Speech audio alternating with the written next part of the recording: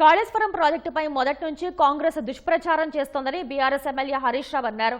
అధికారంలోకి వచ్చాక కమిషన్ పేరుతో బురద చల్లుతోందని ఆగ్రహం వ్యక్తం చేశారు. జస్టిస్ పీసీ ఘోష్ నివేదికపై తెలంగాణ అసెంబ్లీలో జరిగిన స్వల్పకాలిక చర్చలో పాల్గొన్న ఆయన ప్రభుత్వం హడావిడిగా ఆదివారం అసెంబ్లీ పెట్టిందంటేనే వారి ఉద్దేశం తెలుస్తోందన్నారు. 650 పేజీల నివేదికపై అరగంటలో మాట్లాడమంటున్నారని, సమయం ఇస్తే ఒక్కో పేజీకి ఒక్కో అక్షరానికి సమాధానం చెబుతానని స్పష్టం చేశారు. జస్టిస్ ఘోష్ కమిషన్ నిష్పక్షపాతంగా విచారణ జరపలేదని హరీష్ రావు ఆరోపించారు.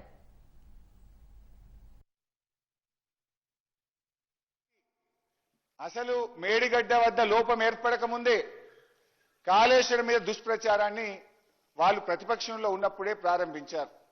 కాంగ్రెస్ పార్టీ తన మేనిఫెస్టోలో కూడా మేము సిట్టింగ్ జడ్జితో ఎంక్వైరీ చేస్తామని కాంగ్రెస్ పార్టీ ముందే మేనిఫెస్టోలో పెట్టింది. కాంగ్రెస్ పార్టీ ముందు నుంచి కూడా ఈ ప్రాజెక్టు కట్టే కేసీఆర్ గారికి బీఆర్ఎస్ కి ఎక్కడ పేరు వస్తుందో అని కోర్టుల్లో కేసులు వేసి అడ్డుకున్నారు, భూసేకరణను అడ్డుకున్నారు, అనేక ఆరోపణలు చేస్తూ వచ్చారు.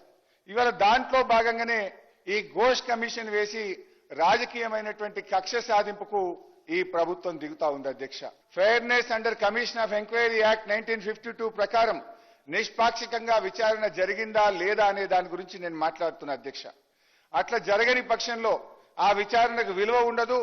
ఆ విచారణ రిపోర్టు చిత్తు కాగితంతో సమానమని గతంలో సుప్రీంకోర్టులు, హైకోర్టులు అనేక సందర్భాల్లో కూడా చెప్పారు. అధ్యక్ష, అయితే అధ్యక్ష ఘోష్ గారు ఇవాళ ఎఫెక్టెడ్ పీపుల్ అయిన మా హక్కులను కాలరాశారు.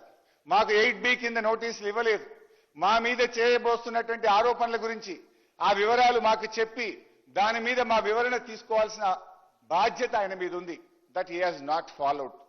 అధ్యక్ష, నాకు గాని గౌరవ మాజీ ముఖ్యమంత్రి గారు కేసీఆర్ గాని అదే విధంగా ఇంకా వారు పిలిచిన ఇతర నాయకులు, అధికారులు ఎవరికి కూడా నాకు తెలిసినంత వరకు 8B కింద నోటీసులు ఇవ్వలేదు.